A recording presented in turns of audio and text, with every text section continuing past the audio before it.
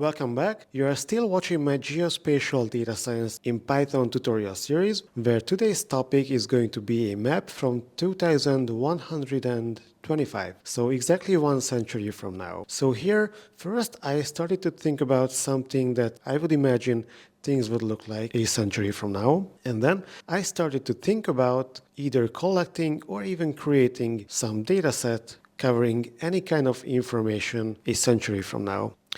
And at the end, I arrived to the conclusion that I will do a very simple population modeling. So I picked population data covering the past roughly 50 years.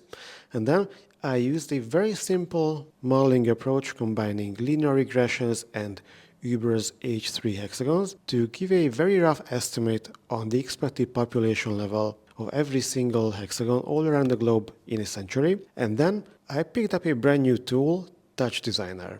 So for those of you who haven't heard about this yet, this is an interactive 3D visualization tool. It's essentially a no-code platform, but it also has Python running under the hood. And with TouchDesigner, people usually create various stage animations like the visuals of concerts and loads of very cool 3D, interactive, audio reactive, and generative pieces of art. After having my eye on TouchDesigner for years, I finally decided to try to build my first project, so I am very excited what you think about that part, and let me know in the comments if you like the TouchDesigner part or if you have already used it before.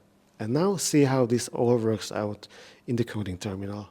This tutorial is going to be a pretty long one, where first I'm going to build a global hexagon grid, then map historical population data and population density levels into each hexagon, and then use it to forecast in a very simple way the expected population density of each hexagon in a century. So what's going to be based on the past 30 years trend, its expected population level in 2125. Then I will venture into a totally new domain, and after preparing a series of maps here in Python, I will create an animation of those maps in the software called TouchDesigner. This is the first map I did in TouchDesigner, which is a very cool visual programming environment, which is designed to create interactive 3D animations, visualizations, often used in live shows, concerts, festivals, and music videos. So it's a very exciting and very powerful tool, also great for generative art. But as you will see, it's also a bit different from Python. So let's see how it will work out. Also, I'm not a trained or qualified person to do TouchDesigner tutorials at all. So I will just show you what I did and call it a day. But for now, let's go to the Python terminal and let's do the usual imports. And I also add a few links here. So for the maps, later on, I will import a few base maps. And I believe that I ended up using this one. So it's about a 20 years old topography and barometric map, which you can download from this NASAl website in an image format. So first, let's start by preparing a hexagon grid.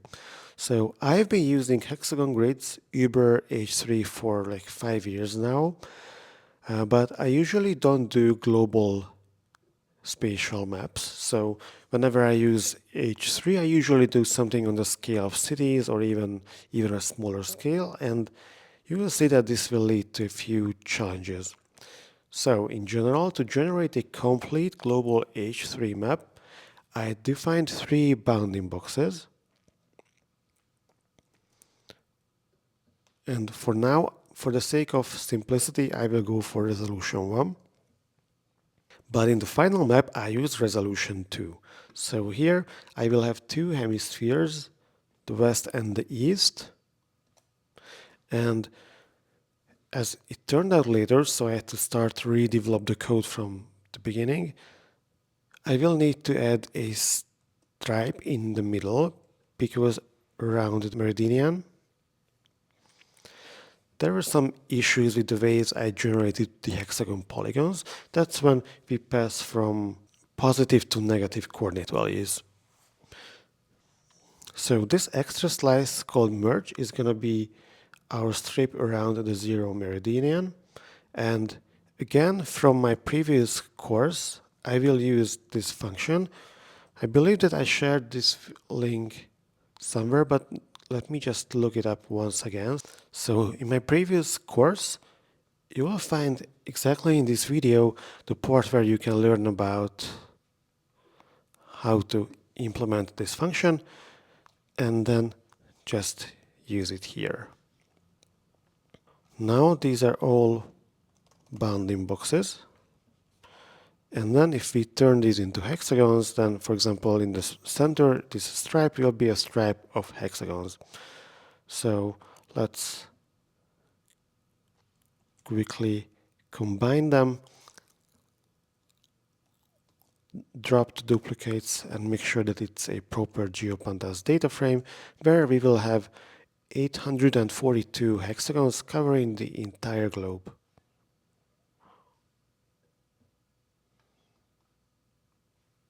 Let's also have a quick visual check.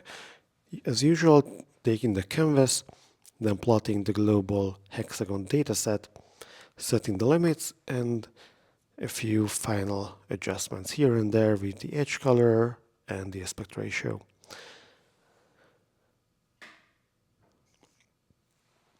Yep, so here you already see that there is some stuff going on with these lines, but for now, hold on for a second and we will get back to them soon. But before that, let me quickly read in the image. I downloaded from the NASAl website. And then fine-tune the plot once again. So now we will have a hexagon map of the globe, which kind of hints the final visual that we are trying to build here.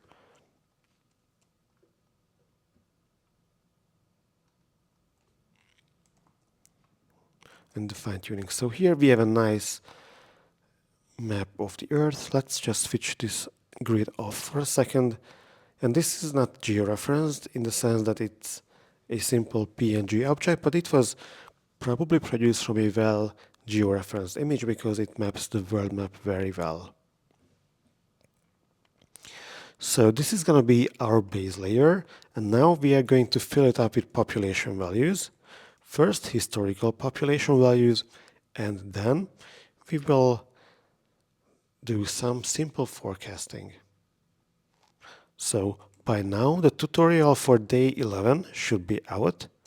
So I just use the data I collected for my 30-day map challenge tutorial day 11 from the previous day, where I downloaded global human settlement layer population data from 1975 all the way to 2025 in long-let coordinates at a resolution of 30 arcseconds. And now what we are going to do is that we will compute zonal statistics. So we will use the global hexagon grid and overlay it with the raster population maps and compute the total population within each raster grid.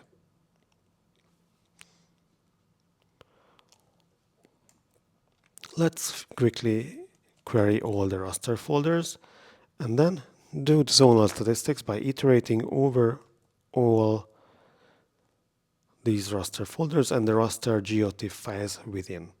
So first we will iterate over the directories, pick the year from the file name, which is going to be here after the E, standing for epoch, because GHSL comes in 5 years epochs. And then just compute the zonal stats as usual. I'm not explaining the details here because I've done it in my advanced course on LinkedIn, so just go there for the details if you want to learn more. And once the zonal stats are complete from the statistics list of values, I will map the population scores per year to each hexagon. This might take a few seconds to finish this script, and if you change the resolution to smaller hexagons, it is going to be even slower, but it's definitely worth the wait. And once it's done, we will output the final results about here. So after mapping the population data into the hexagon grid, this is the result we should have. Hexagon IDs, geometries, population values, and about 1000 records. So since back here, we saw that there was some stuff going on here with the hexagons. To make sure that we are not overcounting anything, I normalize every population value by the area of the polygon, so I compute population densities. I will do that using the Web Mercator projection and turn the global data frame into that one and simply add the population density for each year. We will iterate over all population columns, get the year from the column, and then define the density column as the ratio between the population and the total area which we computed here. Finally, just to confirm what we curated here, you will see that we have the hex ID, the geometry, the population columns, and now we also have the density columns. Okay, so far so good. So now we have global hexagon maps from every single year containing population densities. The next step is to turn these data spanning from 1975 to 2025 to map them or project them into the year 2125. For that, let's pick all the hexagons first, but then take one example. This is one of the most populated hexagons. I prepared this example earlier. And let's see how the hexagons data set looks like. So now we have about 1K hexagons, and for each hexagon, we have a time series of population densities. And what we want to do here is to forecast the expected value of this time series in the year 2125. So we will need to prepare and transform this hexagon data frame into something that's easily compatible with a time series forecasting algorithm, which in this case is going to be a simple linear regression coming from the scikit-learn package. So this is going to be a very, very simple and dummy way of doing a time series prediction, and probably even more simplistic to do population forecast because there are just so many different factors affecting how population levels change. So there is also a wide literature on how we can expect and forecast and approximate how the size of humanity will change, and it's definitely not linear, but also that's also a very complex research topic, so I will leave it to the experts of the field of population dynamics. And I will use this simple linear prediction or linear approach to sort of illustrate how we can do a little project like this. And then of course there are many ways we can, even within the current scope, make it better. For example, using multiple different prediction approaches, adding some hard limits like total number of people per square meter should have a definite physical limit and stuff like that. But for now, we will just do a very, very simple projection and then see how it will look like in TouchDesigner. So keep converting this data frame, and then we will do the same for every single data frame. But for now, just do a quick test and develop our simple forecasting methodology.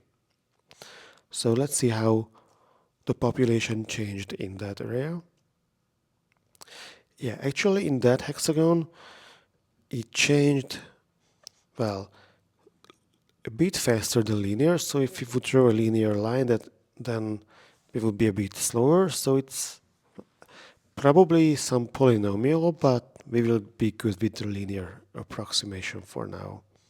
So let's see how we can do a forecast on this one. And also this is the years starting from 1975, but we will put the scale right in a minute. But for the prediction, we will need to pick the year and density datasets or components from the data frame as NumPy arrays, set up the parts we want to use for the prediction, and then do the prediction.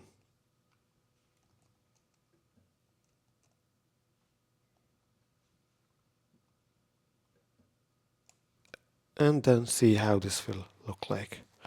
So now we have a totally wide range, so now there is something definitely off here.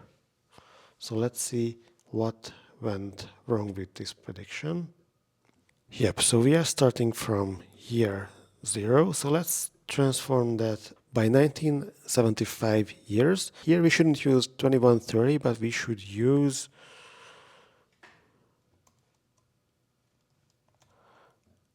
this, so that's probably like 155, yes. And if we do that, then we will have a rough approximation for how the population in that area should change. So it seems that it's going to probably double by that time. So now let's package this into a function. These are the same steps, just packaged into a function where we return a single value, which is the predicted population density for that final year. And then I will store the results in this dictionary and iterate over every single hexagon, then do the preparation steps we did earlier. So just copying code essentially from here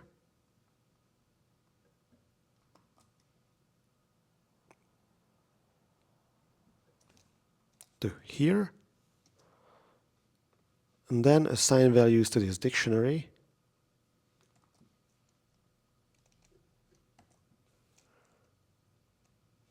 And then map the dictionary's values back to the input data frame and then show what we have done. A little typo here. And there we are. We have the forecast for 2125. Yeah, it's a bit difficult to pronounce that. So now let's do a quick visual on how it looks like. Yep, it looks like a proper population density map, and this as well, so there will be some changes. So what I did is to highlight or emphasize the changes better. I computed a few more metrics, and then at the end we decided which one looks good. Some metrics looks nice at the current hexagon resolution, while others looked better for the resolution 2 hexagon grid. So now I will compute the growth percentage. So how much percentage, so how much population density changes. And to be able to do log scaling here, I will replace every decreasing value by zeros, which is also something we wouldn't do in a proper scientific research paper, but for now we are here having fun with maps and also learning how to do things with maps, so that's totally fine. But don't do that in a client project. And yeah, now we have a nice growth percentage map, which looks good enough. Except that we have these strange shapes here. So now it is time to fix the boundaries of the hexagon grid. So the issue is that by default, the Uber H3 hexagon is not coming with something in physics is called periodic boundary condition, which means that if we go in one direction here, then we would come back on the other end of the screen.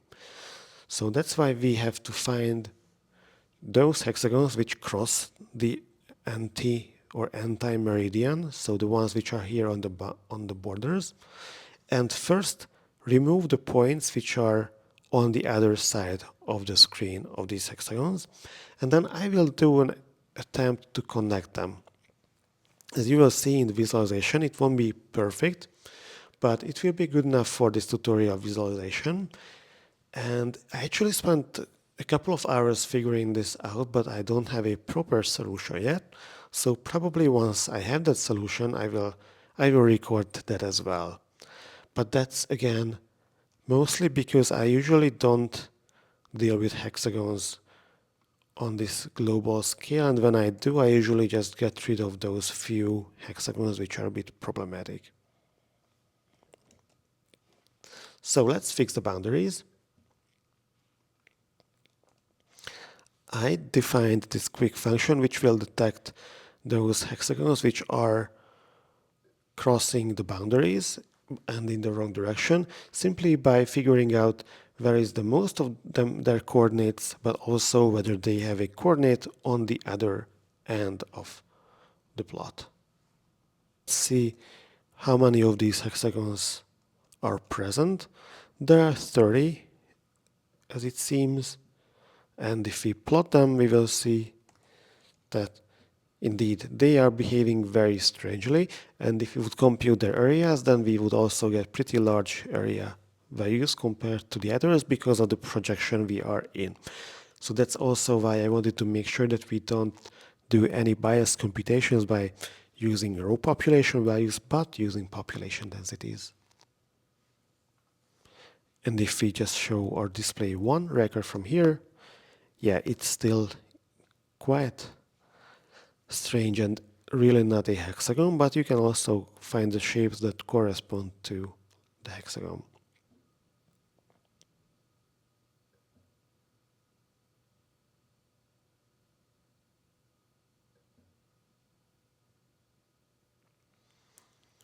Then, if I am right, following my notes, I will have to define this function. The core of this function, or the logic of the function, is that it picks one hexagon which is crossing the antimeridian, determines which side of the map this hexagon is supposed to be based on where is the largest number of coordinates it has, and then figures out which point or points of the hexagon are on the other side and removes those points and creates new points which have the same vertical location, and they are placed on the very left or the very right of the image. So essentially, for example, this point here in the top right is being moved here to the top left, which seems like a good approximation. And you will see it's not bad, and here on this 2D map it's actually quite alright. However, here you can see that there are some hexagons which became closed and some, like the ones here and there, won't properly meet. So this is an approximation in this tutorial we have to deal with, and that's something I will think about later on how to make it better, because the ideal thing would be to find each of these hexagons counterparts on the other end and stitch them together. But at least for now, for the time I had for this tutorial, and you will see I spent most of the time on the TouchDesigner part, it was fair enough. So let's see how this looks like when we replace the grid by the population values. So yeah, it's still a bit strange, but that's just the projection. So if we wrap this around the sphere, this is gonna be quite alright. And here I created a few more visual versions, like the one here. So here we can also combine the base map with the hexagon grid and create a few more versions. And yeah, I think that the final one I used is gonna be this one, using the magma color map. So again, the figure, again, the base map. Here I did a log computation, but I did it on the more detailed hexagon grid. So let's see how it will look like. More detailed in the sense that the final ones I exported use resolution 2.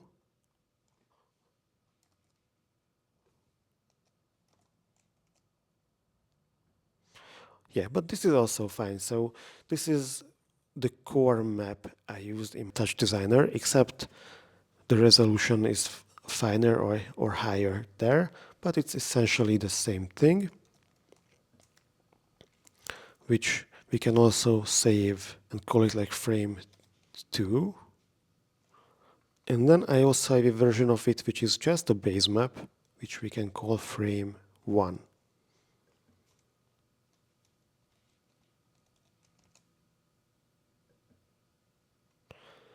And then what's going to happen in TouchDesigner is that we will start from a sphere. So we will wrap this map around or on a sphere, and then we will transition to this one with the hexagon grid and the magma color palette. So let's see the TouchDesigner part.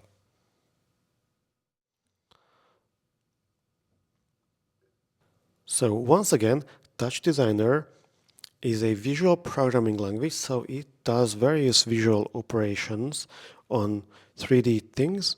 And you can see here one of the final versions of today's show. And the way it works is that it's running computer code, but the code and the transformations the code does are defined by these boxes called nodes. And the series of operations is defined by all these links. So once again, I'm not a TouchDesigner expert. In fact, this is my first project I carried out myself in TouchDesigner, so I will just walk you through very vaguely. And also, disclaimer, I used ChatGPT to guide me through how to build this, so I couldn't do it from scratch by myself for sure, but ChatGPT is fairly good, especially if we know what we want to ask from it. So, this is how a project looks like. And in the project, first I read in the two raster maps. As you saw before, these are frame 1 and frame 2, the base map and the raster population density forecasts for a century from now. Then you can see these links. So these are linked into a cross node, which is crossing over the two images. So it is fading or bending one into the other. And it is driven by this one called LFO. It's probably low frequency oscillator. I'm not sure. So as you can see here, it has a value, a numeric value, which changes constantly.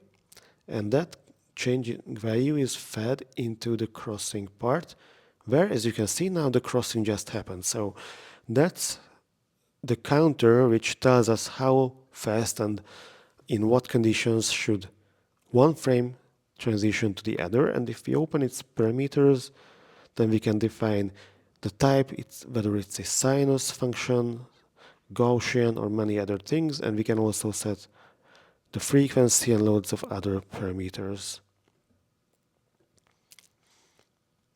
Then, once we have this crossing, then we will need to define a material which tells the code how this image or this transition of images should be used to cover the geometry. So here we can set the lighting, whether it should emit light, what kind of color map we should use. So this is where the 2D turns into something 3D, but it's like an instance which we create what we don't use yet. So this will happen or go into reality once we define the geometry, which is going to be a sphere with texture. And here I tried a few other things which I am not explaining because it's not yet working. But here we had the geometry. So in the next step, we combine all of these together and add the raster as texture on the geometry. And if we do that, we already have something called the rendered version, which is this one. Here we also had to set, and here you can see in the right corner, the rotation. So here we have a rotation function which starts to spin the sphere around, and the sphere has the two images transitioning one into another and then again in a loop wrapped all around the sphere. So in TouchDesigner we can also set the camera angle and the lights, which I do here. I'm not moving them because now it works nicely, so I don't want to ruin it. But we can define different cameras, the location of the camera, so from which angle we want to have a look at the image. or the animation, and also the lights. They are literal lights, so we can define the type, whether it's a cone light, point light, distant light, and the location of it as well. So it's almost like we had a real sphere in front of us spinning here, and we could just adjust the lights by placing the different lamps around it. So we have these lights and camera around the rendered object. I actually have 3 lights. I'm not sure if I need 3 lights, but that's what I was able to put together. Then I will add some effects, some glowing effects with the bloom and all these things here. And for every node we can click on them and see the view option. And here you see that it's blinking and glowing. And that's this effect called bloom. And what else is here? Yeah, here is a layer creating the background. So here we create a noise map, a 2D random noise map, and do a bunch of transformations to arrive to this one here. Maybe it's more visible here. Or at the end. So this is supposed to be a dark background, but yeah, here it is, but not completely dark. So simulating sort of a space view, which also changes intensity or flickering a little bit. So now the sky map is brighter, so the skies, quote unquote, are there, but now they are going dark. And this oscillation is fed into the model and combined with the rotating global map, which creates a global map when it's dark, and then the sky is full of stars, with bright stars. And then when the map glows up, the stars will be blacked out. So that's pretty much it with TouchDesigner.